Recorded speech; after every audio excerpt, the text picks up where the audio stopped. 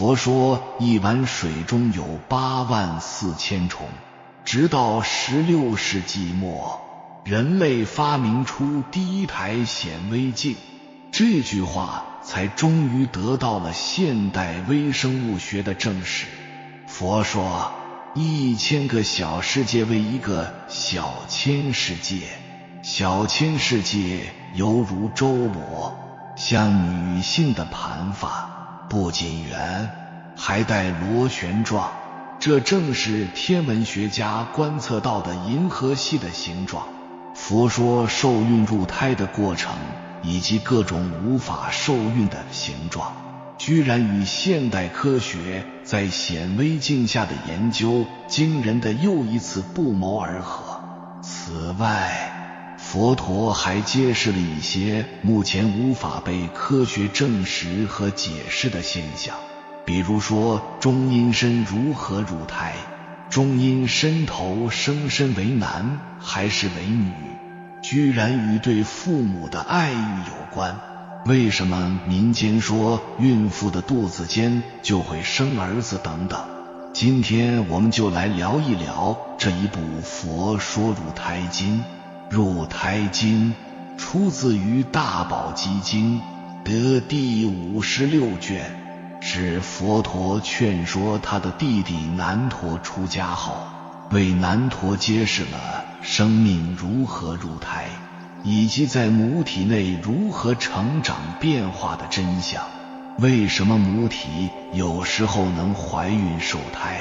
有时候却不能？佛陀告诉难陀，父母行房时需要在排卵期生殖器官没有感染疾病，中阴身现前，满足这3个条件，母体才能受孕。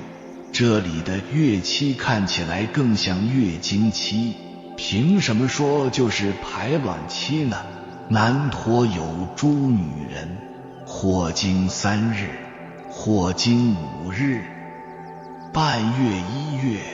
或有待缘经9期水方至。南怀瑾老师极力推荐李淑君所著的《人之初》一书中讲到，佛陀这里所说的期水，正是现代医学所讲的周期性分泌的女性荷尔蒙。荷尔蒙是英文 hormone 的音译，中文意义叫做激素。荷尔蒙是由内分泌细胞制造的一种分泌物，也可以说是一种体液，进入血液中，在体内作为信使传递信息，流经全身，能够控制并且调节各器官的生长及功能。现代医学发现，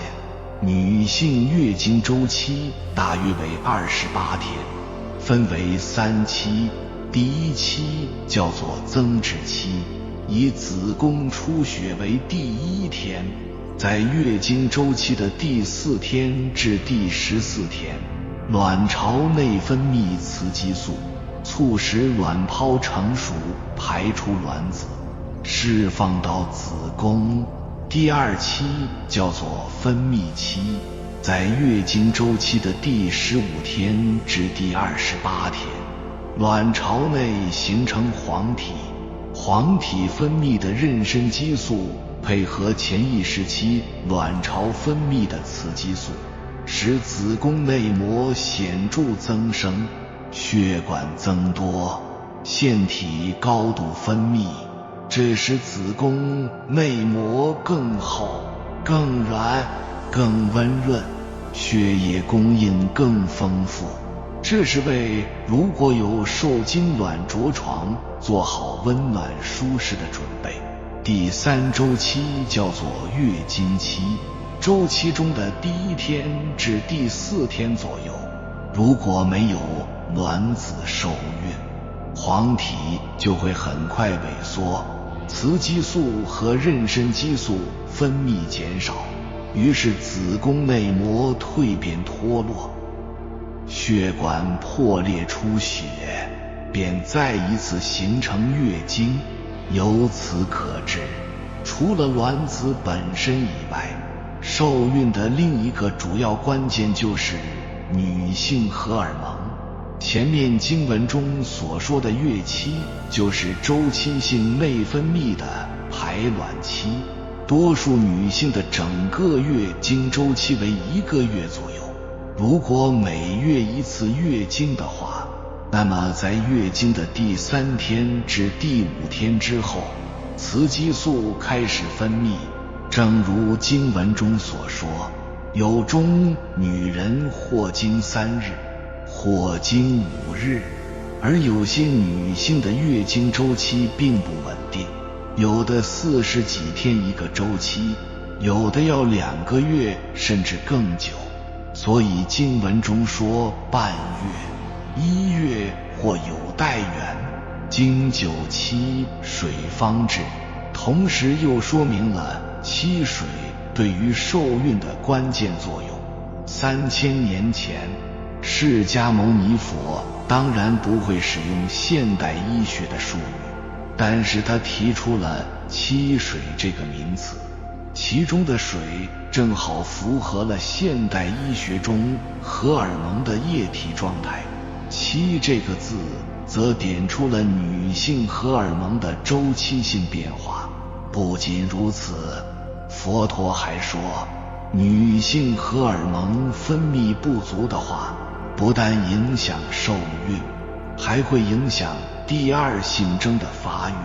经文中说，身无微实，就是指胸部平坦，臀部窄小，看起来女性的气势不足。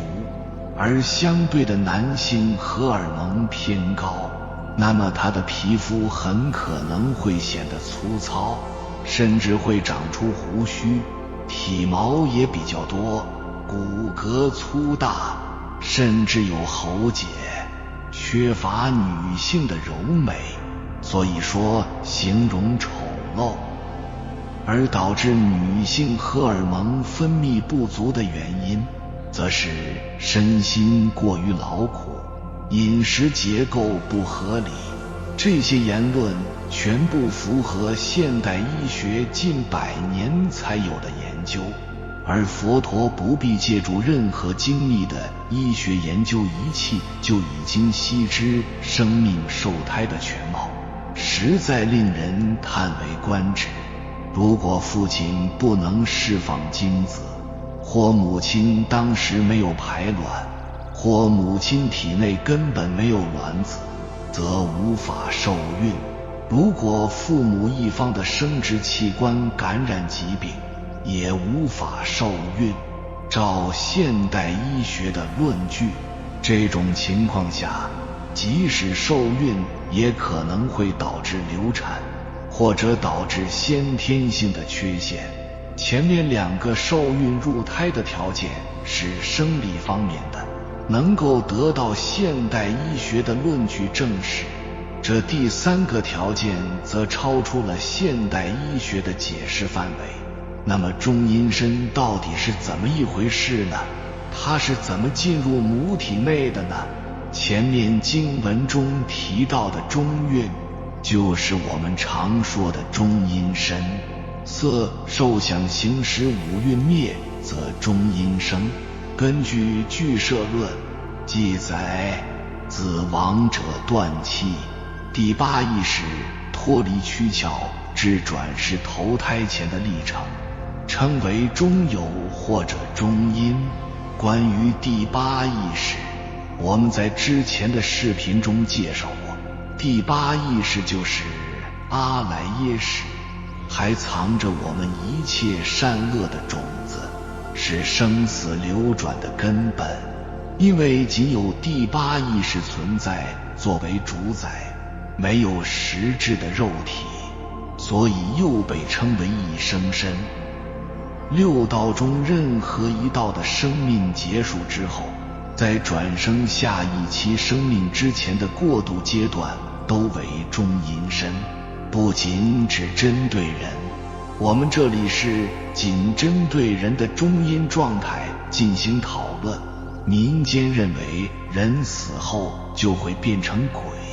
以为这个中阴身说的就是鬼。实际上鬼是六道中的其中一道，也就是说人死后经过中阴阶段，只有1/6的可能会转身进入鬼道。根据大乘一章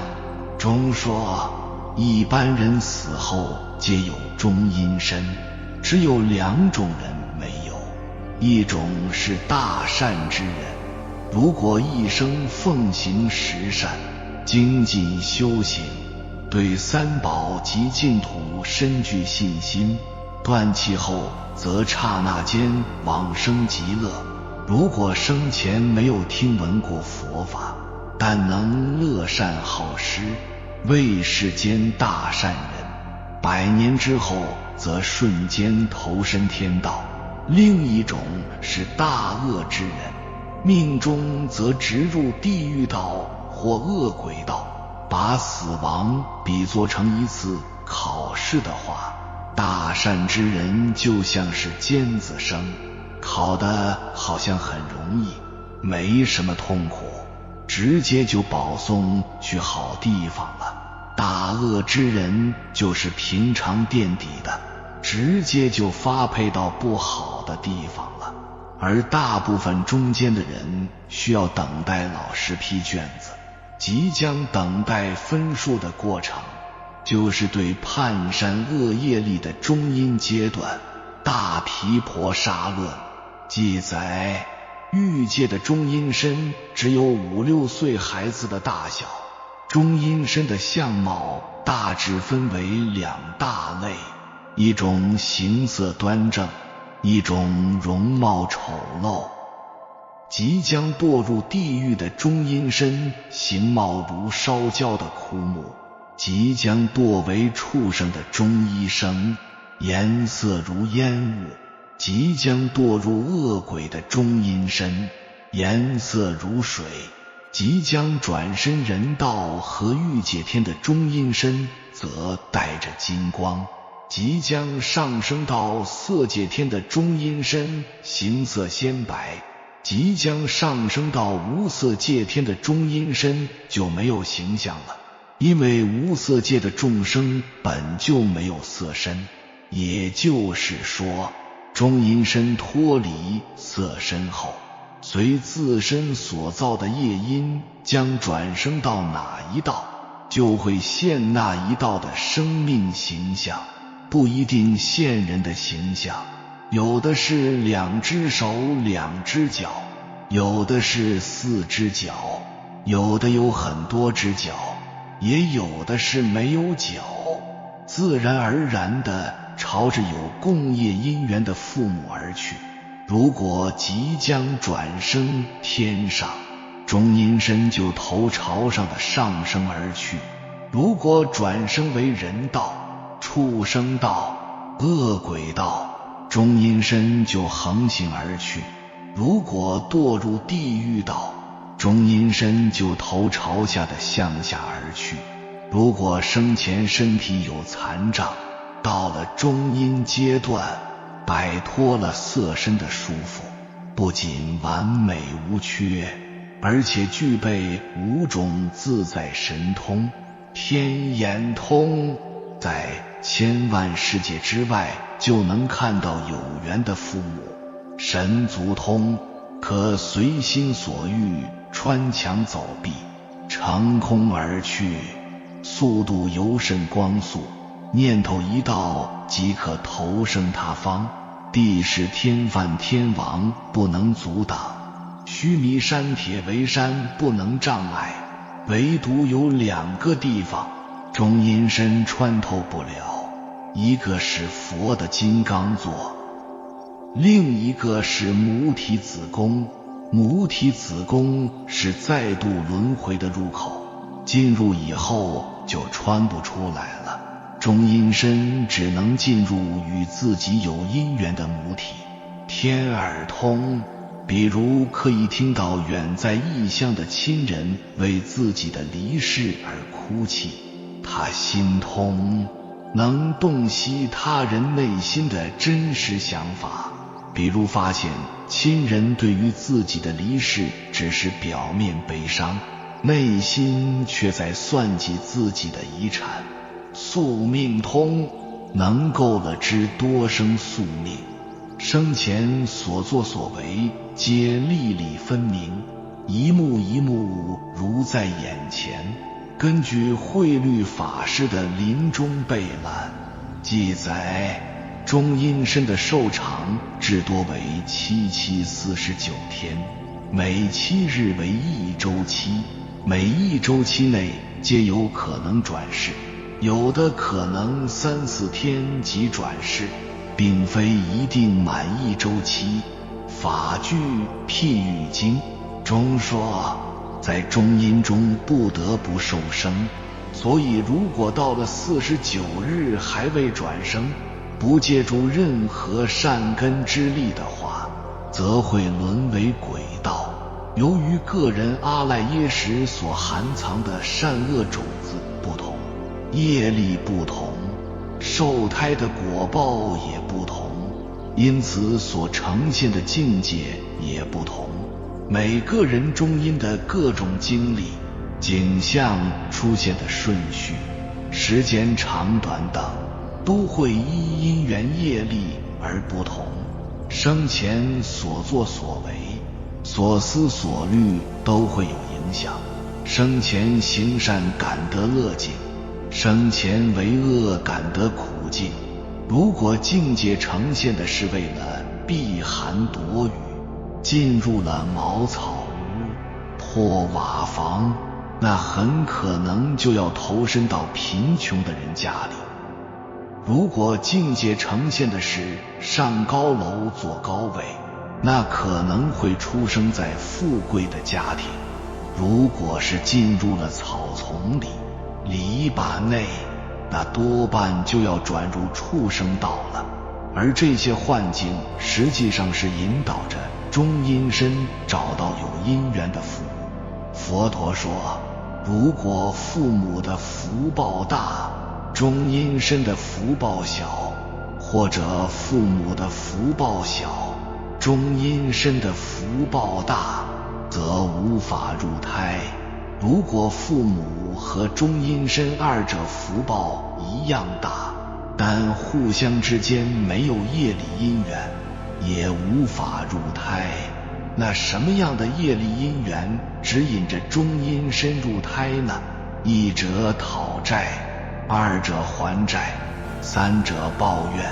大宝积经第55卷中讲到，在中阴身就要入胎时，就会看到未来的父母正在行房。由于过去多生的业缘，会产生一些颠倒的妄想，此时神识就作为其中一方，羡慕曾父就投身为男，喜父曾母就投身为女，这样就成男成女了。西方心理学家弗洛伊德有相同的发现。弗洛伊德性心理学透过梦的解析，追溯到2、3岁的婴儿时期，认为基于下意识的两性关系，男婴对母亲有好感，女婴则对父亲有好感。至于胎儿时期和入胎前的心理状态，西方心理学就无法触及了。而佛陀对于从生到死，从死到生的每一个环节都如实知，如实见。另外，试管婴儿并未见到父母，但精血和亦可牵引神识去投生。正如释迦牟尼佛在菩提树下证悟的3世12因缘法所说，生死轮回不断轮转的痛苦本源在于无明。由于无始以来因本性因染成始，因妄想执着造作的业寄托于阿赖耶识中，阿赖耶识又受到新的业力支配，去后来先做主公，在六道中轮回生辰，一念根本无明，中阴身又钻进了母胎，和受精卵结合在一起，中阴灭则五蕴生，又形成了新生命的色受想行识。此时的受精卵已经不单纯是生理细胞的组合，它同时合着意识方面的活动，以为这一小颗受精卵就是自己。现代医学也把受精卵当成生命的根源，而佛陀说受精卵只是阿赖耶识一指而住的源，就像长在蔬菜上的虫子，蔬菜并不是虫子的生命，但是菜虫却依赖于蔬菜这个助缘才能生存。原先的父精母卵和后来依附了阿赖耶识的胚胎也是这样的关系，所以生命的形成需要多方面的因缘，就像一颗种子需要种在土壤里定期浇水，还需要阳光空气，各种因缘的配合下，这颗种子才会生根发芽，开花结果。如果母体在排卵期，父母双方生殖器官没有疾病，进行两性关系时，正好有业力因缘的中阴身现前，各种因缘聚合，才能形成生命。怀胎受孕，佛陀接着又对胎儿在母体内的成长变化做了详细的介绍。佛陀说，胎儿在母体内的生长发育需要经过38周。目前胚胎学对胎儿在母体里的变化也是以7天为一个区分阶段，这里我们列举其中几周。在第16周时，佛陀说胎儿的两眼、两耳、2个鼻孔等都生长发育起来。西医的胚胎学里，在16周末时，胎儿的两眼向前迁移，同时耳朵也明显地长了出来。在第23周时，佛陀说胎儿的皮肤组织生长发育。西医胚胎学的观察，恰好在这一周，胎儿的表皮有了成长组织的特征。佛陀说，从第31周到第34周，胎儿逐渐长大长胖。按照西医的胚胎学来说，从30周到34周，由于体内脂肪积聚，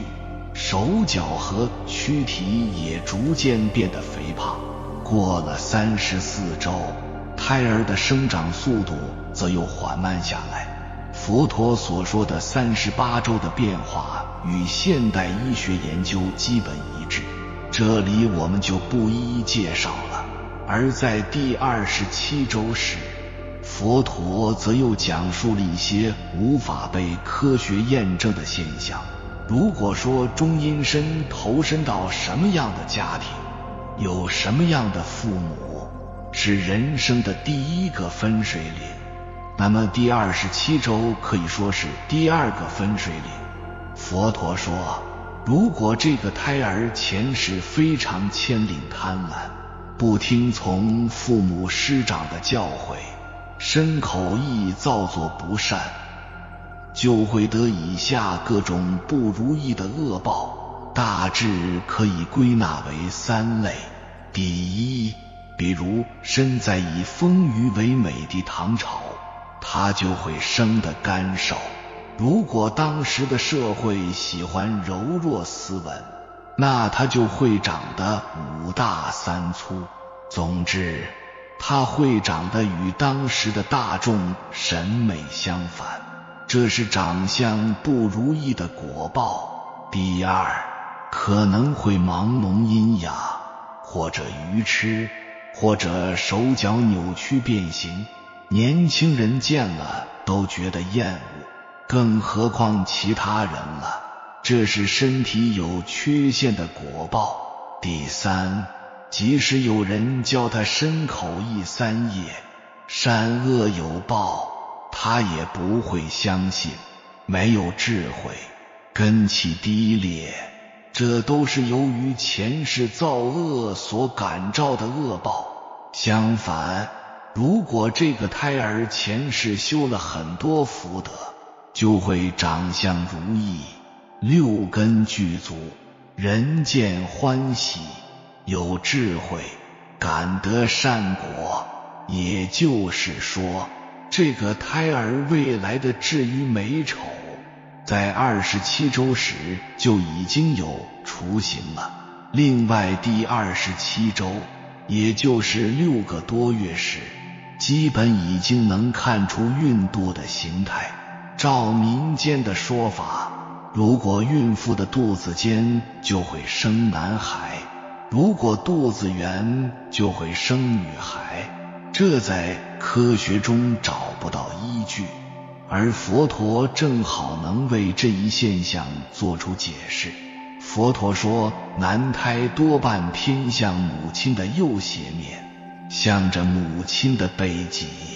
正如前面所说，先母增父，则头身为男，男胎向母而背父，女胎多半偏向母亲的左斜，面向母亲的肚皮。正如前面所说，媳妇增母，则头身为女，